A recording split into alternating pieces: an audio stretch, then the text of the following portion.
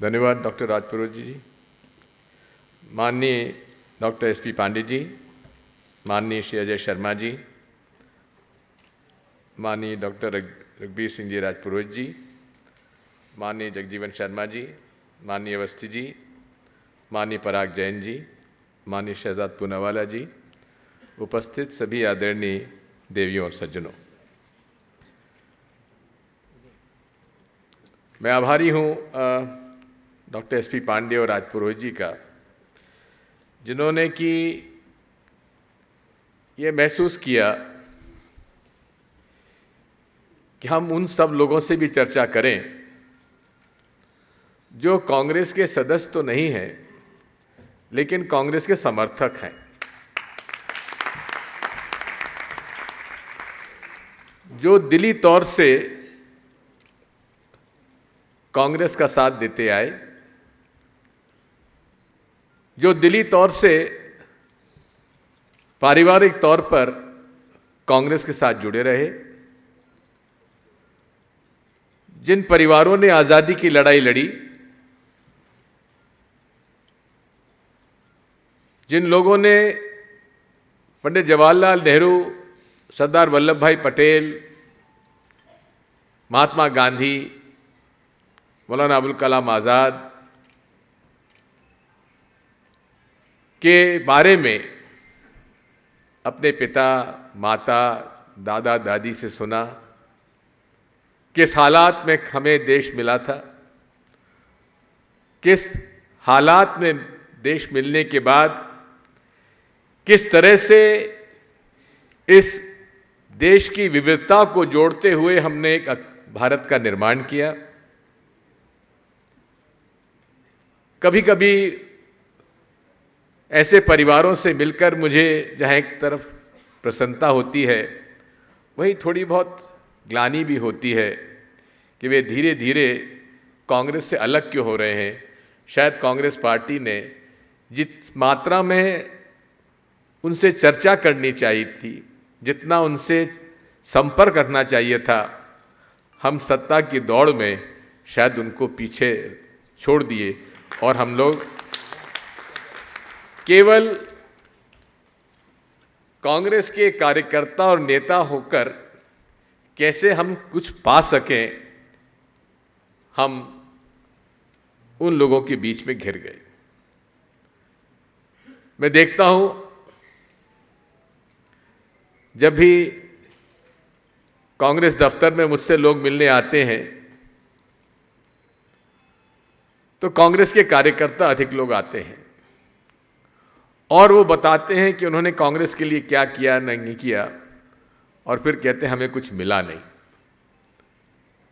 मैं उसे MKH syndrome कहता हूं कि साहब इतना करने के बाद भी मेरा क्या होगा।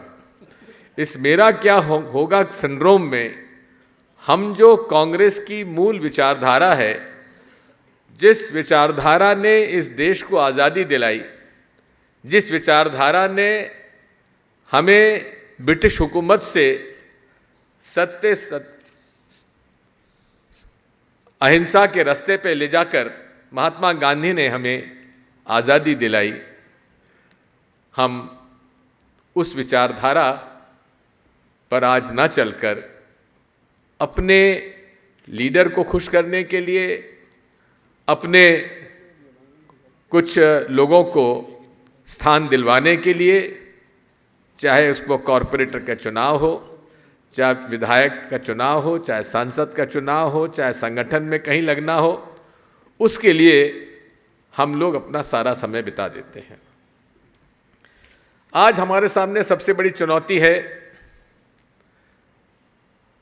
2019 के लोकसभा चुनाव में जो चुनौतियां हैं और जो अवसर हैं, उसका यदि स्वॉट एनालिसिस किया जाए, आजकल मैनेजमेंट में स्वॉट एनालिसिस को कहा जाता है, strength, weaknesses, opportunities and threats, उसको अगर हम कांग्रेस के आज के हालात में देखें तो हमें इस पूरे राजनीतिक विषय को समझना आसान हो जाएगा। यहां जो लोग हैं, अधिकांश लोग कोई कांग्रेस पार्टी के कार्यकर्ता नहीं है, कांग्रेस के समर्थक हैं, जो कांग्रेस के साथ अपना लगाव महसूस करते हैं। ऐसे लोग जो बिना कुछ मिले सोशल मीडिया पर लड़ते रहते हैं, झगड़ते रहते हैं, गाली खाते रहते हैं, उसके बाद भी दृढ़ता से अपनी बात रखते हैं, कांग्रेस से कुछ मांग नहीं रहे। मुझे आज डॉक्टर पांडे जी ने कहा कि साहब हम हर दिन लड़ाई लड़ते हैं, हर दिन गाली खाते हैं, लेकिन हमें कांग्रेस पार्टी से कोई रिकॉग्निशन तक नहीं मिलता, कोई ये तक नहीं कहता कि आपने, पांडे जी, बड़ा अच्छा काम किया। आखिर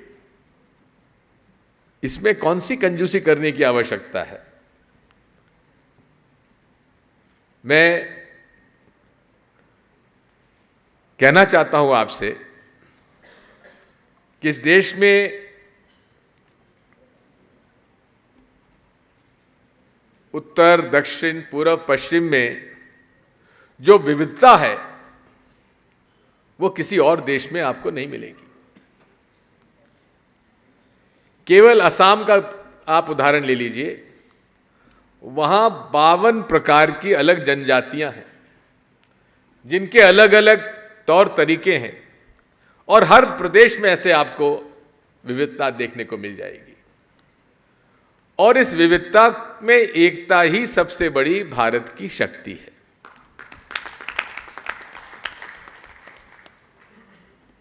यहां जितने लोग बैठे हैं वो सारे वो लोग हैं जो भारत की विविधता में एकता देखते हैं। ये वो लोग हैं जो देश में सर्वधर्म समभाव में विश्वास रखते हैं।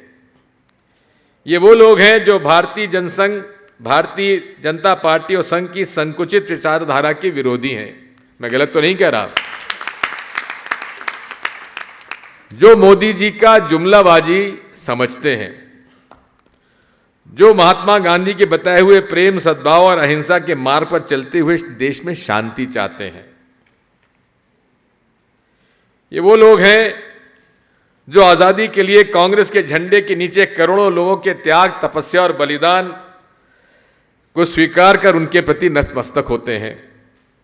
यहां वो लोग हैं जो भारत की आजादी के बाद पंडित जवाहरलाल नेहरू द्वारा भारत की सामाजिक आर्थिक उत्थान की मजबूत नींव रखने के योगदान को स्वीकार करते हैं। यहां वो लोग हैं जो इंदिरा जी के गरीबों, दलितों, आदिवासियों के हित में लिए गए फैसले को स्वीकार करते हैं। यहां वो लोग हैं जो इंदिरा गांधी के सफल नेतृत्व में पाकिस्तान के टुकड़े करने के योगदान को स्वीकार करते हैं, जो राजीव गांधी के द्वारा भारत को डिजिटल युग में ले जाने के योगदान को स्वीकार करते हैं। ये वो लोग हैं जो कांग्रेस से, सत्ता से कुछ चाहते नहीं हैं, लेकिन कांग्रेस को देना चाहते हैं।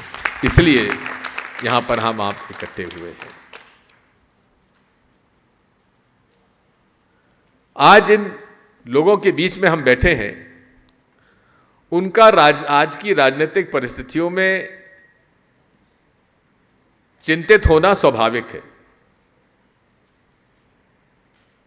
सब कुछ करने के बावजूद भी 2014 में हम चुनाव हार गए। इसका मतलब यह नहीं है कि यूपीए सरकार ने कुछ नहीं किया। हर क्षेत्र में यूपीए सरकार ने अप्रत्याशित सफलता हासिल की। इकोनॉमी में, जॉब क्रिएशन में, एग्रीकल्चर प्रोडक्शन में, लोगों को अधिकार देने के विषय में, और देश को पूरे विश्व में एक मजबूती के साथ खड़ा करने में यूपीए का योगदान हम भुला नहीं सकते। लेकिन फिर भी 2014 में हम लोग चुनाव क्यों हार गए? हम लोग चुनाव इसलिए हार गए क्योंकि हम संघ और भारतीय जनता पार्टी के कुप्रचार का खंडन सही ढंग से नहीं कर पाए।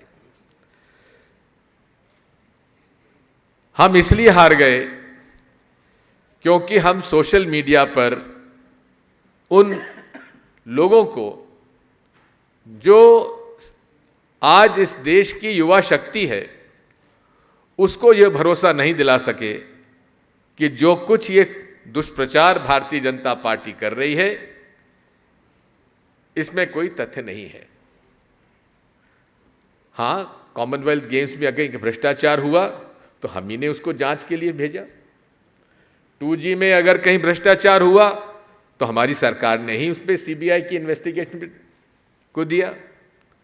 कोल ब्लॉक में अगर कहीं भ्रष्टाचार हुआ तो हमने ही उसकी इन्वेस्टिगेशन के लिए दिया।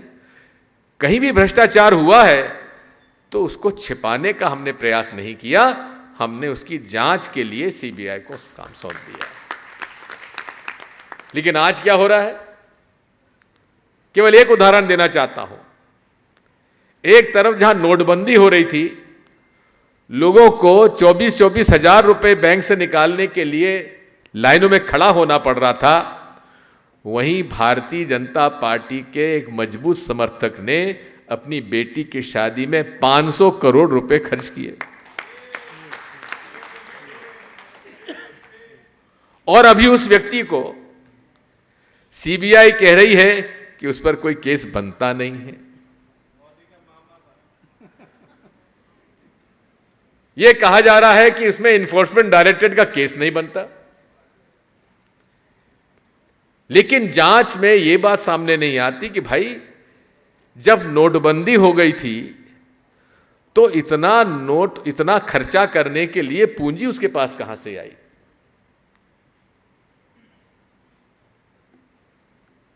नरेंद्र मोदी जी चुनाव के पहले क्या कहते थे और चुनाव के बाद क्या कह रहे हैं, इसे बताने की आवश्यकता नहीं है। लेकिन यदि आप देख लीजिए तो एक सुनियोजित ढंग से वो सारे लोग जो भारतीय जनता पार्टी से संबंधित हैं लेकिन भ्रष्टाचार में लिप्त हैं, उन्हें बचाने के लिए सीबीआई, इन्फोर्समेंट डायरेक्टरेट पूरे तरीके से सक्रिय है। वो सारे लोग जिन पर नेशनल इन्वेस्टिगेटिव एजेंसी ने आतंकवाद के आरोप में बंदी बनाया, उन पर मुकदमा चलाया, आज वही एनआईए के डायरेक्टर साहब को 2 साल लगातार एक्सटेंशन इसलिए दिया जा रहा है ताकि वे सभी संघ से जुड़े हुए आरोपियों को अलग कर दिया जाए।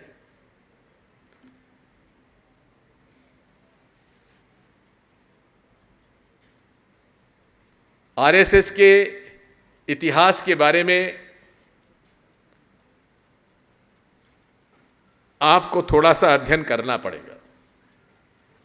जब तक आप आरएसएस के विचारधारा को समझेंगे नहीं, तब तक आप भारतीय जनता पार्टी के विचारधारा को और उनके क्रियाकलापों को नहीं समझ पाएंगे। मुझ पर आरोप यह लगता है कि दिग्विजय सिंह संघ का बहुत विरोधी है।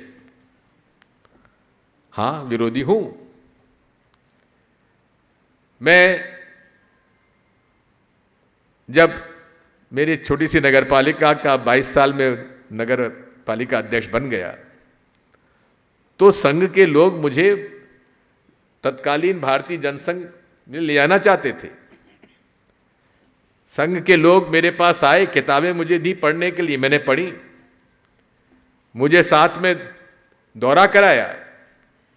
लेकिन मैंने जब उनसे संपर्क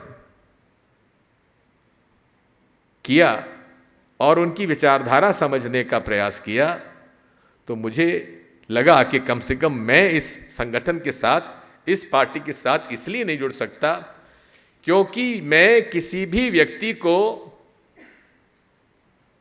किसी धर्म के आधार पर, वो कौन से धर्म का है, कौन सी जात का है, बिरादरी का है, उससे आंकलन करने के मैं का घोर विरोधी हूं। हर व्यक्ति इंसान है और जो इंसान है और इंसानियत है वही हमारे लिए महत्वपूर्ण है। इसलिए मैं भारतीय जनसंघ में नहीं गया और कांग्रेस में शामिल हुआ। इसलिए हुआ क्योंकि कांग्रेस सबकी है, सभी धर्मों के लोगों को वो संरक्षण देती है, विविधता की में एकता को समझती है और उसी रास्ते पर चलती है, भारत की आत्मा को समझती है। और मोदी जी जो भारत कांग्रेस मुक्त भारत की बात करते हैं, उसका एकमात्र कारण है, जब तक कांग्रेस पार्टी जिंदा है, कांग्रेस पार्टी की विचारधारा जिंदा है, कितना ही वे लोगों को भ्रामक प्रचार करके गुमराह करें, लेकिन अंतोगत्वा कांग्रेस की विचारधारा ही एकमात्र हमारे लिए विचारधारा है जो कि संघ के खिलाफ और भारतीय जनता पार्टी के खिलाफ लड़कर इस देश में उनसे लोहा ले सकती है। दूसरा कोई संगठन नहीं है।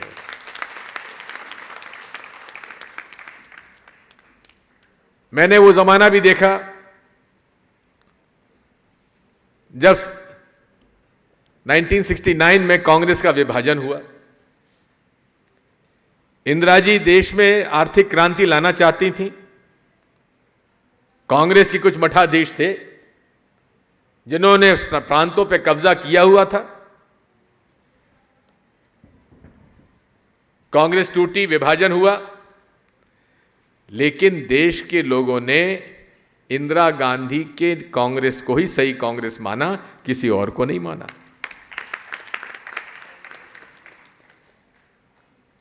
सन 77 में उत्तर भारत में कांग्रेस का सफाया हो गया। इंदिरा जी स्वयं चुनाव हार गई, संजय गांधी स्वयं चुनाव हार गए, सोनिया जी को, हमारे इंदिरा जी को जनता पार्टी ने जेल भेज दिया।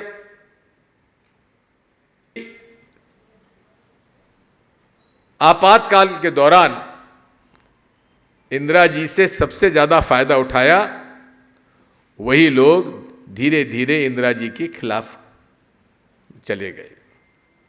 लेकिन फिर कांग्रेस के कार्यकर्ता उठे, उन्होंने कहा कि हमारी नेता इंदिरा गांधी ही हैं।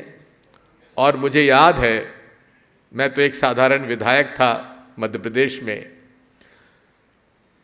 यहां से हरिद्वार वो जाना चाहती गई।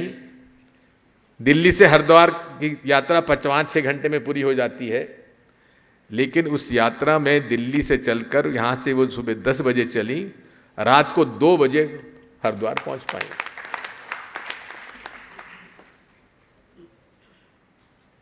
इंदिरा जी निकल पड़ी और हर प्रकार के उन पर झूठे केस लगाए गए, लेकिन उन्होंने दृढ़ता से लड़ाई लड़ी और 80 में फिर जीती। अगर पंजाब में दृढ़ता से कठोर निर्णय नहीं लिए होते तो पंजाब में शांति स्थापित नहीं हो सकती थी। लेकिन अंतोगत्वा इंदिरा जी को शहादत देनी पड़ी। राजीव गांधी जी ने इस देश में नए विचार, नई तकनीकी को लाकर उन्होंने उस समय यही लोग जो आज भारतीय जनता पार्टी में हैं कहते थे, कंप्यूटर का विरोध किया कि इससे बेरोजगारी बढ़ेगी, और जो आज नरेंद्र मोदी आज डिजिटल इंडिया की बात करते हैं उसमें शामिल थे जिन्होंने कंप्यूटर लाने के राजीव गांधी के उन प्रयासों का विरोध किया था। राजीव गांधी जी हमारे बीच में नहीं रहे, श्रीलंका में शांति स्थापित करने के लिए उन्होंने समझौता किया और अंतोगत्वा उसी में उनकी जान चली गई। उनके जाने के बाद फिर यही बात सामने आई। राजनीतिक पंडितों ने कहा नरसिम्हा राव जी ने देश में अच्छे काम किए, आर्थिक उदारीकरण लाए, लेकिन 96 के बाद हम धीरे धीरे कमज़ोर होते चले गए। उस समय भी राजनीतिक पंडितों ने कहा कि कांग्रेस अब समाप्त हो रही है। सोनिया जी आई, जिन लोगों ने उनके बारे में भला बुरा कहा उनको भी साथ लिया और 2004 में इंडिया शाइनिंग कैंपेन के बावजूद भी यूपीए की सरकार बनी। 2009 में फिर सरकार बनी। डॉक्टर मनमोहन सिंह जी जैसे योग्य व्यक्ति को प्रधानमंत्री बनाया गया, जिनके बारे में हमारे भाई शर्मा जी ने आपसे बहुत विस्तार में बात की है। मैं इस बात इसलिए कह रहा हूं कि वो सारे राजनीतिक पंडित जो कांग्रेस को हमेशा इस बात में भविष्यवाणी करने में जल्दबाजी करते हैं कि अब धीरे धीरे कांग्रेस समाप्त होती जा रही है, उन्हें हमेशा कांग्रेस पार्टी ने गलत साबित किया है और आज फिर हम उस परिस्थिति से गुजर रहे हैं जहां हमें, अगर हमने सही तरीके से उन सभी लोगों को जो विचारधारा से गांधीवादी हैं, जो विचारधारा से पंडित जवाहरलाल नेहरू की विचारधारा से सहमत हैं, हमें उन सब लोगों को साथ लेना पड़ेगा। 2014 के चुनाव में भारतीय जनता पार्टी को 31% वोट मिला और 280 से ज्यादा सीटें मिल गई, लेकिन उसके बावजूद भी 69% वोट भारतीय जनता पार्टी और नरेंद्र मोदी के खिलाफ पड़ा। बिहार में सभी सेक्युलर फोर्सेस इकट्ठे हुए, भाजपा हार गई। उत्तर प्रदेश में सेक्युलर फोर्सेस डिवाइड हो गए, भारतीय जनता पार्टी जीत गई। आज आवश्यकता इस बात की है कि हम आपसी मतभेद मिलाकर, भुलाकर और उन सब लोगों को जो संघ की विचारधारा के विरोधी हैं, जो भारतीय जनता पार्टी के विचारधारा के विरोधी हैं, उन्हें एक होना पड़ेगा। भारतीय जनता पार्टी और संघ ये वो लोग हैं जिन्होंने भारतीय संविधान का विरोध किया। बाबा साहब अंबेडकर को आज भले ही वो फूल मालाएं चढ़ाते हों, लेकिन बाबा साहब अंबेडकर के संविधान को अगर सबसे पहले किसी ने विरोध किया तो संघ के लोगों ने ही भारतीय संविधान को जलाया था। ये इतिहास है, मैं कोई ऐसी बात नहीं कर रहा हूं जो इतिहास से अलग हो, क्योंकि संघ हमेशा से प्रजातंत्री व्यवस्था के खिलाफ है। क्या भारत राष्ट्रीय स्वयंसेवक संघ में कोई सदस्यता होती है? कोई सदस्यता का रिकॉर्ड है? क्या कोई चुनाव होता है? क्या कोई महिलाओं को वहां पद मिलता है? ये वो विचारधारा है जो शुद्ध रूप से देश को 18वीं और 17वीं और 16वीं सदी में ले जाना चाहता है। ये वो विचारधारा है जो कि एक तंत्र में विश्वास रखते हैं और आज उनका वर्षों पुराना सपना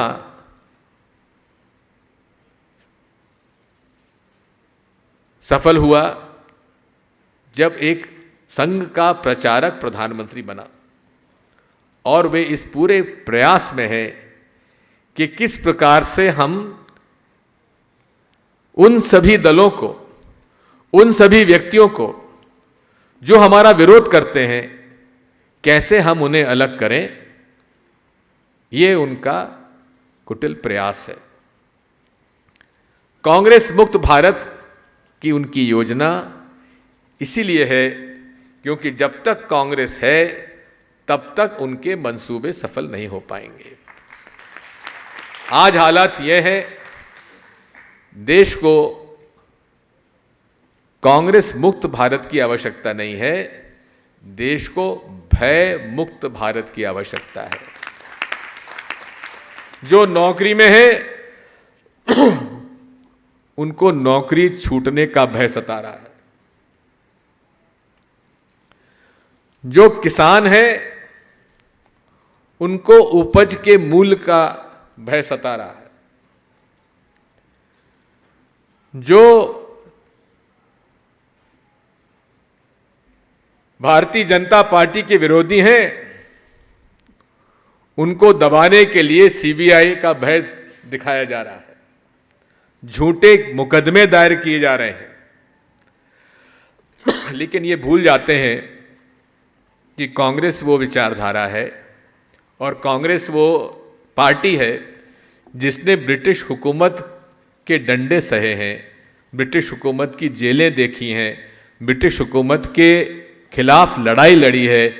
आप मोदी जी ये भूल जाइए कि कांग्रेस के लोगों को आप ईडी का भय दिखाकर, आप सीबीआई का भय दिखाकर आप सफल हो जाएंगे, इसमें आप बड़ी गलतफहमी में हैं। कांग्रेस वो दल नहीं है। संघ पूरे तरीके से अफवाहें फैलाने की इन्हें प्रशिक्षण दिया जाता है। अभी भाखड़ा नंगल डैम के बारे में अजय शर्मा जी बता रहे थे।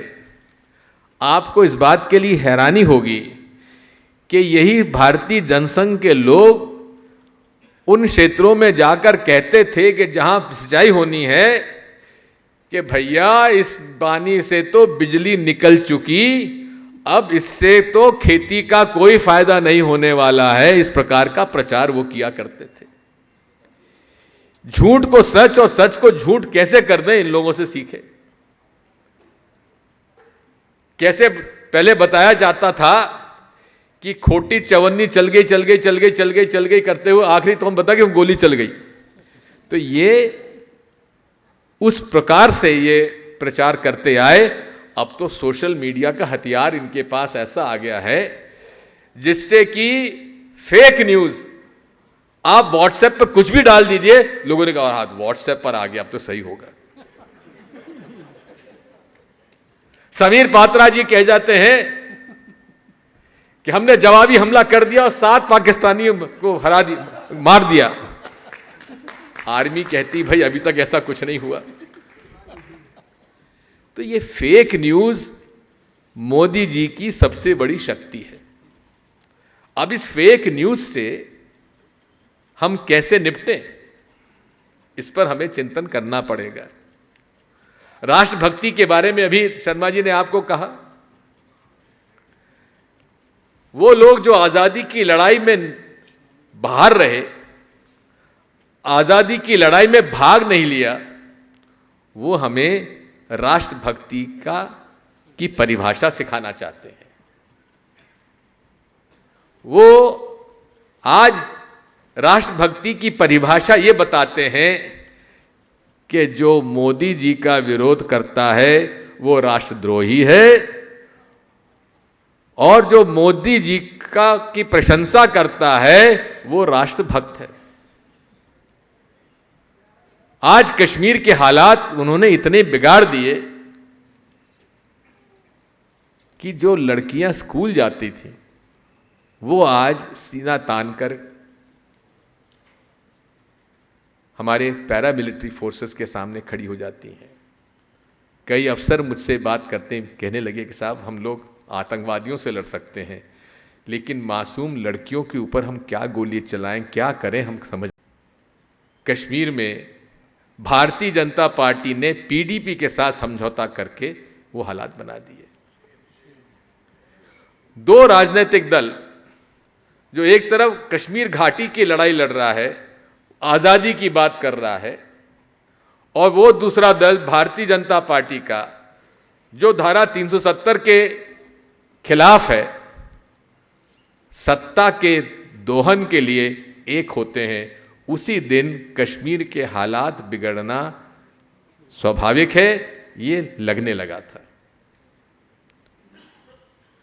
जब भी बात होती है, मोदी जी कहते हैं मेरा 56 इंच का सीना। मोदी जी, इस देश को अगर चलाना है तो बड़ा सीने की आवश्यकता नहीं है, बड़े दिल की आवश्यकता है। इस देश में अगर सीखना है तो पंडित जवाहरलाल नेहरू से सीखिए। सरदार वल्लभ भाई पटेल की मूर्ति लगाने से आप सरदार वल्लभ भाई पटेल के आदर्शों को आप नहीं आगे बढ़ा सकते। उनके त्याग, तपस्या और उनकी दृढ़ इच्छा शक्ति, जिसने कि पूरे देश में उस समय गृह मंत्री का पद संभाला था, जबकि पार्टीशन में हिंदू और मुसलमानों के बीच में इतनी खाई पैदा हो गई थी।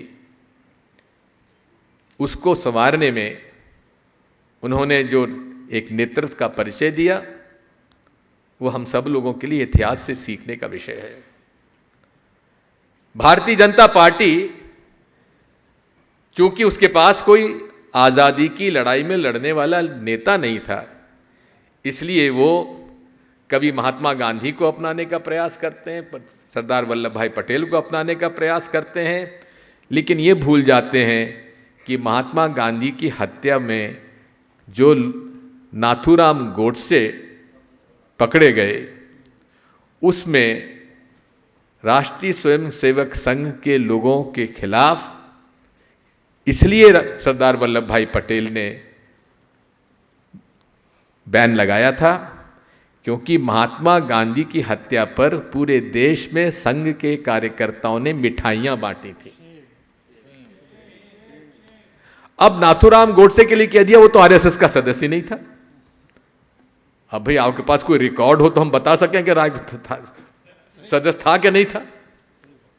गोपाल गोडसे ने कहा हमारा पूरा परिवार तो संघ के साथ रहा है। कहने का मेरा मतलब यह है कि आज पूरे देश में अगर हमें लड़ाई लड़ना है संघ से, तो संघ की विचारधारा को समझना पड़ेगा और उसको आगे कैसे हम लोग उसका मुकाबला कर सकते हैं, फेक न्यूज़ का कैसे मुकाबला कर सकते हैं। इसीलिए सोशल मीडिया पर जितने हमारे एक्टिविस्ट हैं, आपको किसी पार्टी का सदस्य होने की आवश्यकता नहीं है। आपको कोई ज़रूरी नहीं है कि आप कांग्रेस के सदस्य बने न बने, बने तो अच्छी बात है, ना बने तो हमें कोई ऐतराज भी नहीं है। लेकिन आज देश में सबसे बड़ा खतरा है तो वो भारतीय जनता पार्टी का एक वो खतरा है कि अगर जिस प्रकार से वे हिंदू और मुसलमानों को बांटकर इस देश में राजनीति कर रहे हैं, जिस प्रकार से अंग्रेज़ों ने फूट डालो और राज करो के आधार पर इस देश पर राज किया, वही नीति पर आज ये चल रहे हैं। कहते हैं भारतीय जनता पार्टी हिंदुओं की पार्टी। यहां जो हम लोग हिंदू बैठे हैं वो क्या सब संघ के हैं? और मुसलमान की पार्टी कांग्रेस पार्टी। मैं पूछना चाहता हूं, महात्मा गांधी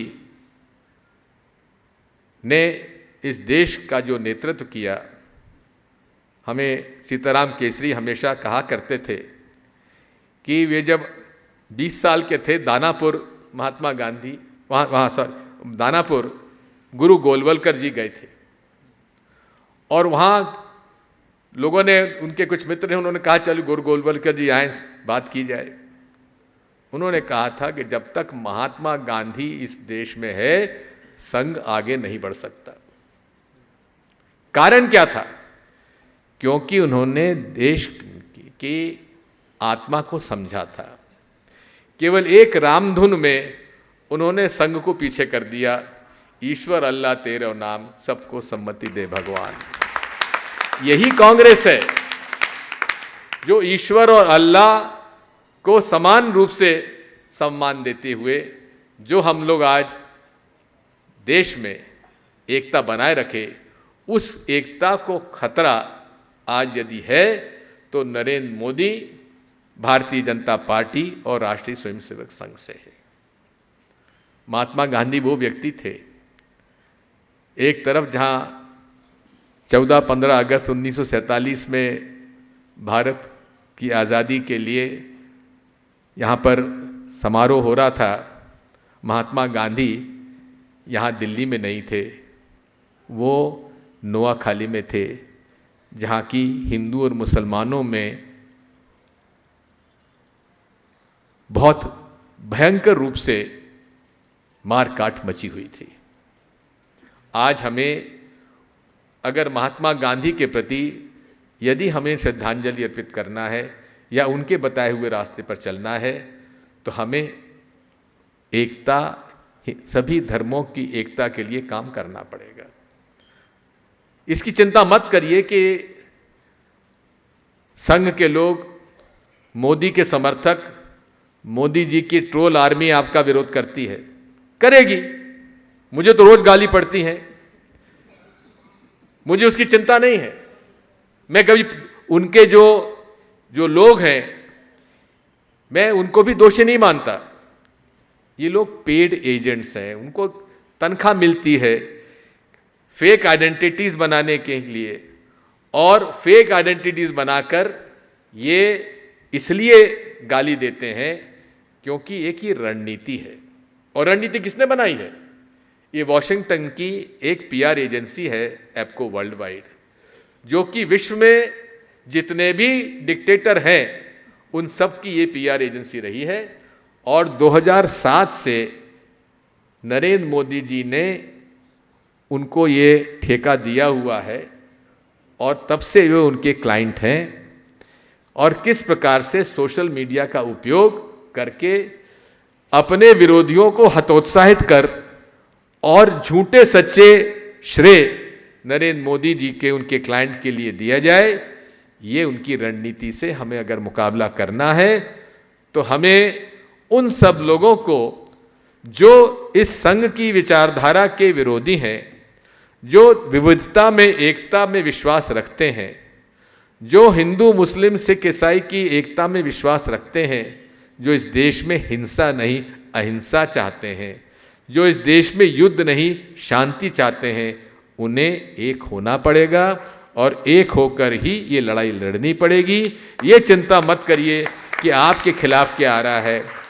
हमें तो संगठित होकर इस बारे में तय करना पड़ेगा कि जो हमारे लीडर्स हैं, जिनको अधिक गालियां पड़ती हैं, उनके समर्थन में हम कैसे उनका बचाव कर सकें, इस पर विचार करने की आवश्यकता है। और मैं चाहूँगा कि जितने भी यहाँ सब लोग आए हैं, उन्हें कहीं जाने की जरूरत नहीं है। उनके मोहल्ले में वो सारे लोग जो ना कांग्रेस में हैं ना भाजपा में हैं, लेकिन सोशल मीडिया के झूठे प्रचार से प्रभावित होकर मोदी के प्रशंसक बन जाते हैं, उन लोगों को आईना दिखाने की जवाबदारी आप अगर लें, तो अगर हर कांग्रेस समर्थक अपने आस पड़ोस के 2-3 पड़ोसियों को ही उस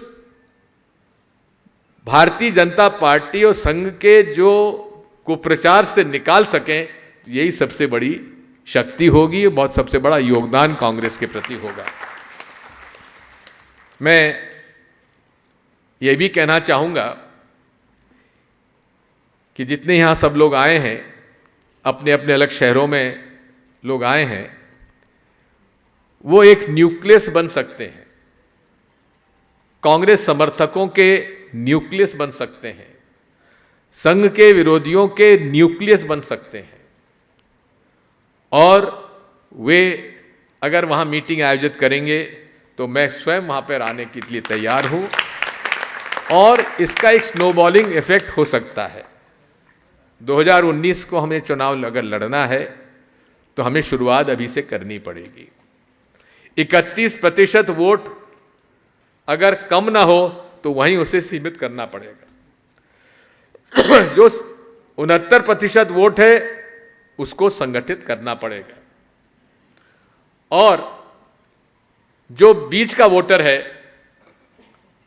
जो मोदी जी के झूठे प्रचार से प्रभावित हो गया कि रोजगार मिलेगा, देश तरक्की करेगा, पाकिस्तान को सफाया कर देंगे, ये सारी बातों के से प्रभावित होकर जुमलाबाजी से काला धन आ जाएगा, 15 लाख रुपए खाते में जमा हो जाएंगे, नोटबंदी से ये हो जाएगा, वो हो जाएगा, इस दुष्प्रचार को जनता में ले जाकर उन्हें आईना दिखाना हमारा काम है। और उसके लिए आप ये 2 साइट है हमारी, ऑफिस ऑफ आरजी और आईएनसी इंडिया, ये ट्विटर पे इनका आप फॉलोअर बने, और उसी तरह से आप पूरे अपने मित्रों को उसमें शामिल करें, और केवल उनके उनके जो इश्यूज आते हैं, जैसे आज ही दाल का भाव भाजपा यूपीएस के समय क्या था और आज क्या है, उसी पर आप देख लीजिए। जीएसटी का जो कुप्रभाव महंगाई पे कितना पड़ेगा आप समझ सकते हैं, क्योंकि जो 12.5 और 15% हमारा सर्विस टैक्स लगता था, वो आज 18% होगा।